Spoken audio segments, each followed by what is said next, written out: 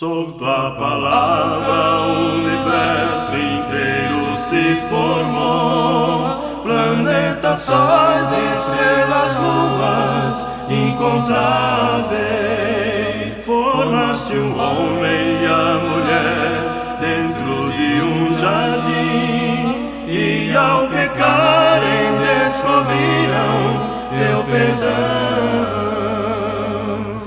Senhor, eu sei que há mil razões pra te adorar, mas a razão maior é que me faz cantar. No mundo religioso hoje, a gente observa que existem muitos pregadores, muitos homens, que têm uma habilidade em transmitir a mensagem de Deus, que são eloquentes, que são inspirados por Deus e que quando pregam, enchem prédio da igreja, que enchem campos de futebol.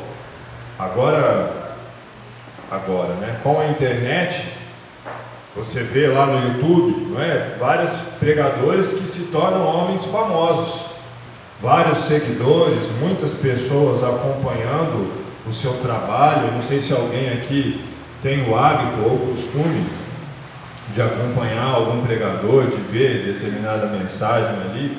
Eu gosto de algumas pessoas, porque esses homens, eles têm realmente a capacidade de prender você e eles conseguem transmitir aquilo que Deus quer ensinar. Nós realmente nos edificamos algumas vezes. E às vezes, olhando para o Novo Testamento, eu fico imaginando, às vezes, homens que eu gostaria de ver ensinando a palavra de Deus. Eu fico olhando às vezes para o Novo Testamento e penso, poxa, eu gostaria de ver uma aula de Paulo, né? Como Paulo ensina, como ele fazia. Se a Bíblia fala que Apolo era eloquente, eu fico curioso. Queria ver uma aula de Apolo, ver Estevão ministrando a palavra de Deus, ver os apóstolos de Jesus. Mas sem dúvida alguma, eu gostaria de ver Jesus ensinando pessoalmente.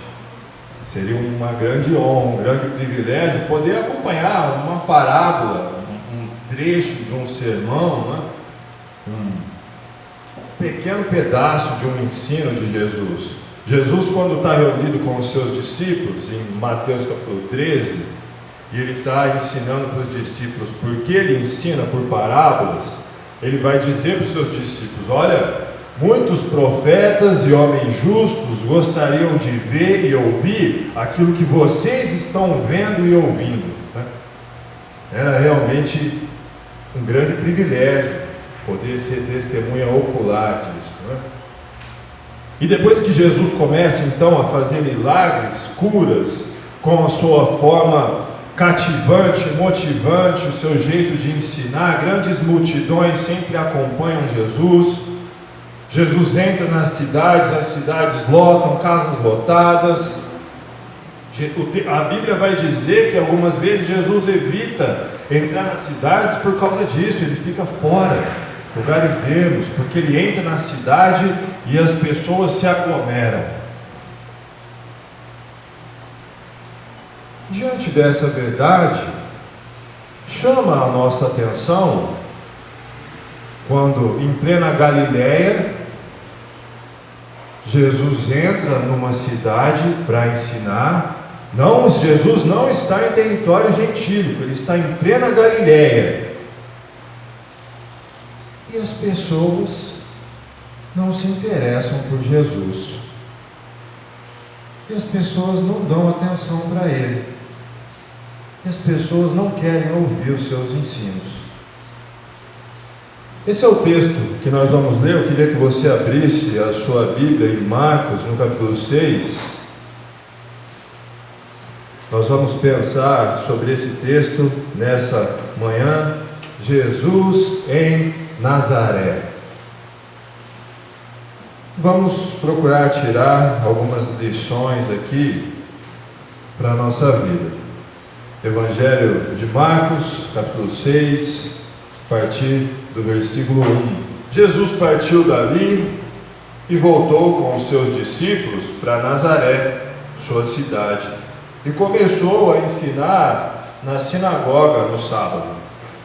Muitas pessoas ficaram admiradas quando ouviram e perguntavam: onde esse homem aprendeu todas essas coisas?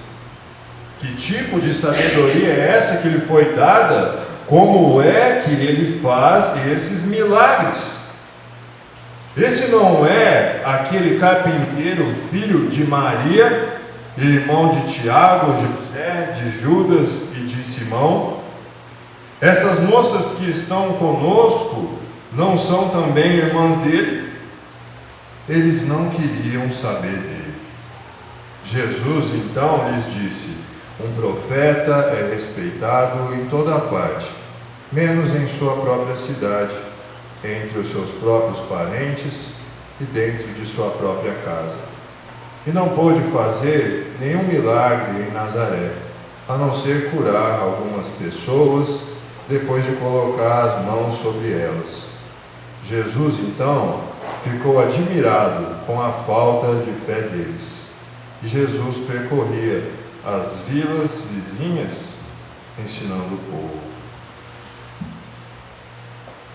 Jesus em Nazaré e as pessoas com dificuldade de enxergar quem é Jesus.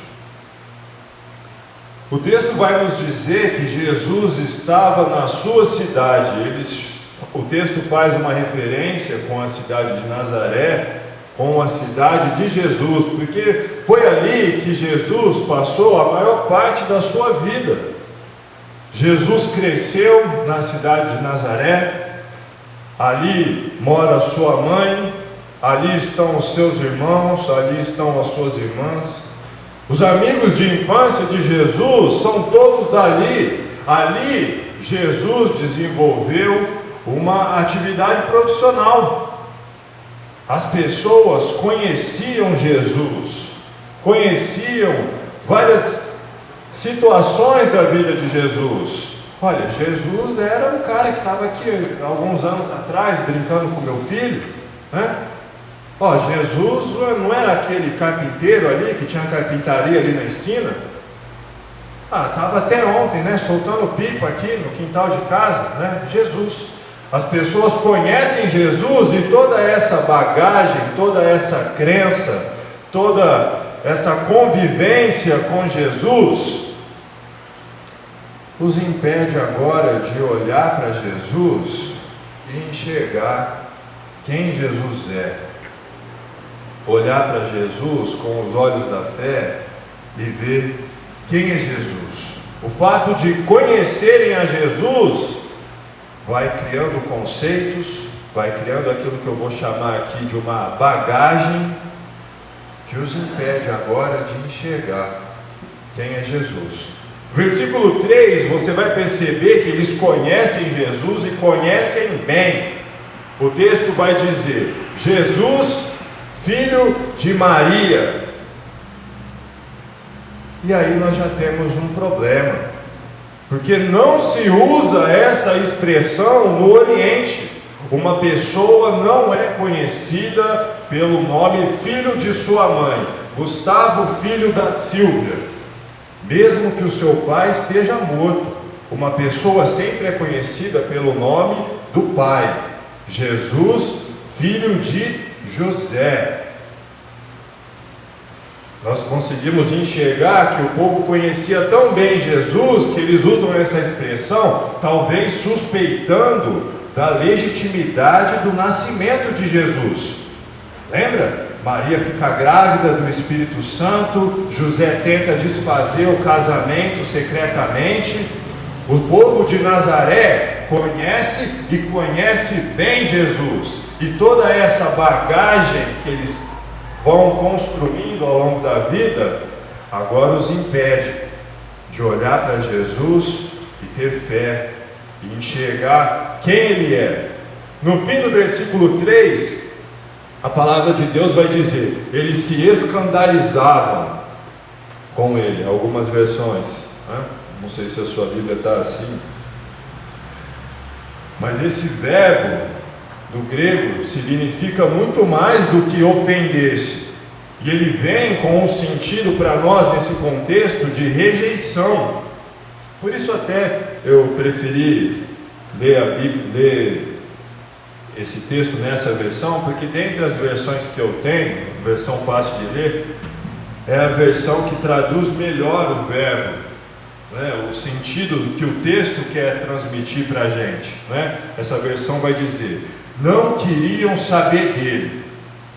Então você chegou no sábado e você vai lá na sinagoga. Aí você entrou na sinagoga, você vai lá no painel de aviso da sinagoga e vai ver quem que o Nélio escalou para pregar naquele sábado, né? Aí você está lá, cânticos, ceia, oferta, pregação, Jesus. Ah, não, vou voltar para casa. Eu não quero ver Jesus ensinando, né? Estava até ontem lá em casa ajudando a construir um muro. Fez os móveis lá de casa, soltou pipa no quintal, agora diz que é profeta. Está fazendo milagre agora. Percebe? Eles constroem toda uma bagagem, conceitos, valores, que agora dificulta que eles consigam olhar para Jesus e ver quem é Jesus. Um profeta desonrado em Nazaré. Ele fez pouca coisa ali. As pessoas não acreditavam nele. Elas não tinham fé. Será que hoje na nossa vida é possível que nós, seres humanos, passemos por situações semelhantes? Será que é possível que ao longo da nossa vida, nós, seres humanos, vamos criando conceitos, vamos adquirindo valores, vamos adquirindo ideais e ideias que numa fase adulta, talvez, em determinado momento da nossa vida, toda essa bagagem que nós construímos nos impede de olhar para Jesus e conseguir ver com os olhos da fé quem Jesus é? Será que hoje isso é possível também? É claro que é possível, não é? É claro que é possível. E a nossa ideia nessa manhã vai ser pensar em algum desses pontos onde isso é possível, para que nós possamos tirar algumas lições aqui para a nossa vida, né? Nós poderíamos pensar em várias coisas aqui. Esse assunto é um assunto bem amplo, mas eu separei, limitei isso, né? Senão nós íamos ficar aqui muito tempo falando, né? Mas sem dúvida alguma, um ponto que contribui para que o ser humano construa uma bagagem que o impeça de enxergar no futuro quem é Jesus, são situações, eu vou chamar aqui de situações difíceis, vividas, enquanto ele ainda é pequeno, enquanto ele ainda é criança. Existem estudos hoje da psicanálise que vão dizer que com 5 anos de vida, a personalidade de um indivíduo já está formada. Como é importante situações que o ser humano vive enquanto criança, né? 5 anos de vida, personalidade formada. E existem vários seres humanos que estão crescendo hoje em lares onde a raiva é cultivada, onde o ódio é cultivado, onde a vingança é algo normal, onde os seus pais são viciados em drogas, são alcoólatras, crianças crescendo em um lar onde não existe muitas vezes saneamento básico, lar onde não tem Bíblia, onde não existem assuntos espirituais, né? Eu vou lá na casa do Davi, né? Na casa do Davi você vai ver lá 7 versões da Bíblia, né? João Ferreira de Almeida, NVI, linguagem de hoje, é Bíblia na sala, é Bíblia no quarto, é Bíblia na cozinha. Tem pessoas que não têm Bíblia em casa, estão crescendo num ambiente assim. Eu vi uma vez um filme, o autor do filme falou algo interessante, né? Ele vai descrevendo a vida de atores do filme, e quando ele vai descrever a história de um traficante do filme, um dono do morro, ele vai dizer: olha, eu não sei como termina a história do fulano, mas eu sei que ele teve uma infância terrível. e aquilo me marcou, não é?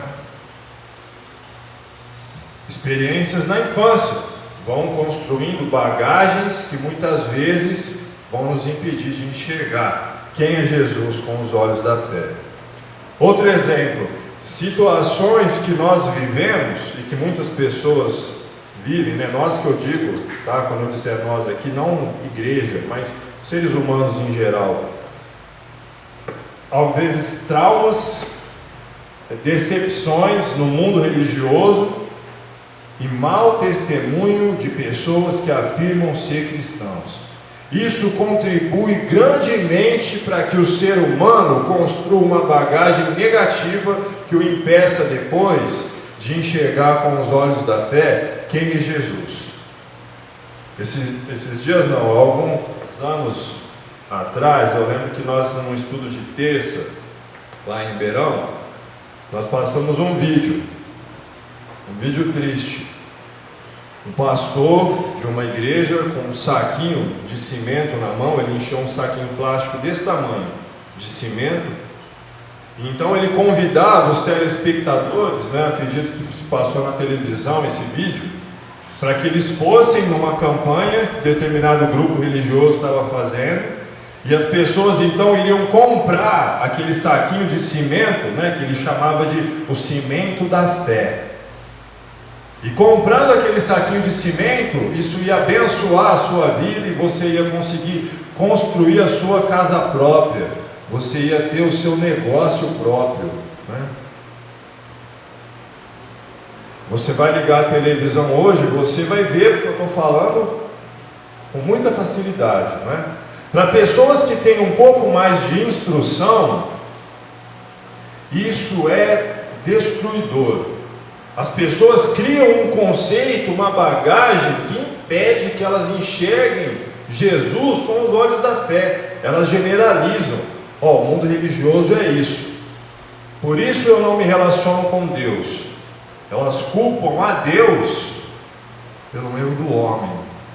Eu não me relaciono com Deus porque o mundo religioso é isso. Então, um mau testemunho de pessoas que se dizem cristãos, que se dizem servos de Deus, contribui para que o ser humano crie uma bagagem que impeça de que ele enxergue quem é Jesus com os olhos da fé. Um grande problema. E o pior é que essa bagagem todos nós carregamos. Nós nascemos numa sociedade capitalista, não é verdade? Nós somos ensinados desde pequenininho que ter sucesso na vida, que ser um vencedor, você precisa ter dinheiro, você precisa ter uma boa carreira profissional, você precisa, para você ser bem sucedido, você precisa andar com o carro do ano, você precisa ter uma casa boa. E isso afasta muito pessoas de Deus. Eu lembro de uma vez que eu fui num encontro em São Carlos, e lá tinha um evangelista dos Estados Unidos que estava dando as aulas. No horário do almoço a gente sentou junto e nós estávamos conversando, e ele falou para mim, o Brasil estava naquela época que a economia estava bombando, sabe, todo mundo ganhando dinheiro, o índice de pobreza diminuindo, e ele falou para mim, eu lembro, Ivan, essa situação econômica que o Brasil está vivendo hoje, isso vai prejudicar muito o Brasil no sentido espiritual. Pessoas vão deixar de confiar em Jesus para confiar no dinheiro por causa disso. Já dando um exemplo de situações que ele viveu no seu país natal, lá nos Estados Unidos. Ele falou para mim, Ivan, lá as pessoas não têm fé, porque as pessoas têm dinheiro, elas confiam no dinheiro. Nosso evangelista lá em Ribeirão, ele faz um trabalho de evangelização em bairros de menor poder aquisitivo, muitos contatos. Ele faz um trabalho de evangelização em bairro onde o poder aquisitivo é um pouco maior, nem chega a ser grande o poder aquisitivo, um pouco maior, muito poucos contatos. As pessoas confiam muito no que o dinheiro pode fazer, e isso as atrapalha de enxergar com os olhos da fé quem é Jesus, né? E qual é o problema quando nós, seres humanos, não conseguimos honrar Jesus com a nossa fé? Não é? Nós temos um grave problema, porque a fé está no ponto central do plano de salvação de Deus. Sem fé não existe arrependimento, não existe conversão, não existe mudança de vida, não existe acesso a Deus. Deus quis que fosse assim. Talvez eu já tenha dito isso em outra oportunidade, mas Deus poderia ter criado qualquer sistema de salvação que Ele quisesse. Se Ele quisesse se materializar para mim e para você, pronto, agora a gente vê a Deus, a gente toca nele, a gente não precisa mais de fé, e agora Deus salva aqueles que obedecem, a salvação vem pelas obras. Deus poderia ter feito assim, Ele poderia ter criado vários outros sistemas de salvação, mas Deus escolheu a fé, e quando nós somos impedidos de nos relacionar com Deus, porque não temos fé, quando nós olhamos para Jesus e temos dificuldade de enxergar quem Ele é, nós temos um grave problema, né? Isso limita a ação de Deus na vida do homem. O Jesus em Nazaré, né, fez muito pouco, as pessoas não confiavam nele. Então o que nós vamos fazer? Ainda pensando nessas três alternativas aqui dessa manhã, qual vai ser a nossa solução? Vamos valorizar o ensino desde pequeno. Semeie a palavra na vida das pessoas enquanto criança. O trabalho que a igreja desenvolve de escola dominical com crianças é um trabalho fundamental. Talvez a sua conversão hoje seja fruto disso. Talvez a minha seja. Quando eu era pequeno, frequentei escola dominical. Na minha adolescência, me desviei do caminho de Deus, fiz muita besteira, mas a semente estava lá. E numa fase adulta, quando você se torna uma pessoa mais consciente, você sabe para onde é o caminho que você deve seguir. Responsabilidade dos pais e não da igreja, cuidar dos seus pequenos, auxiliar pessoas. A igreja contribui com isso, sim, mas a responsabilidade é dos pais. Quando nós não plantamos a semente no coração das pessoas, quando pequeno, quando nós não vamos construindo essa bagagem que vai ajudar as pessoas a enxergar quem é Jesus, a pessoa chega na escola e o professor vai falar que o mundo se originou de uma explosão, que o homem veio do macaco. Nós precisamos construir uma bagagem para que a pessoa consiga enxergar quem é Jesus. Não permita que situações, experiências equivocadas, afastem você de Deus. Afastem pessoas que você conhece de Deus. Jesus ensinou, nosso irmão leu o texto, que Ele é o único caminho para a vida. Só existe vida através de Jesus.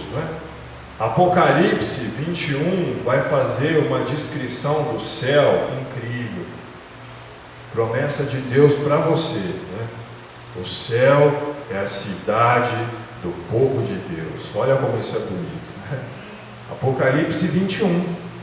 O céu é a cidade do povo de Deus. Você precisa estar entre o povo de Deus. Você precisa estar num grupo como esse. Nós temos que estar em comunhão, um incentivando o outro, um encorajando o outro. O céu é a cidade do povo de Deus. As pessoas lá fora estão desanimadas com o mundo religioso, elas estão desacreditadas, e é aí que você entra como um servo do Senhor fiel, como uma pessoa que não está aqui de domingo para passar o tempo, alguém que está vivendo o Evangelho, alguém que está vivendo Jesus, alguém que leva a Bíblia a sério. E aí você ajuda essas pessoas a olhar para Cristo e a conseguir enxergar quem Ele é, com os olhos da fé. Confie em Deus. Não confie no dinheiro. Essa é uma bagagem grande que a gente carrega. Eu enfrento lutas para ir com isso. Talvez você também enfrente, mas nós precisamos enfrentar isso, né?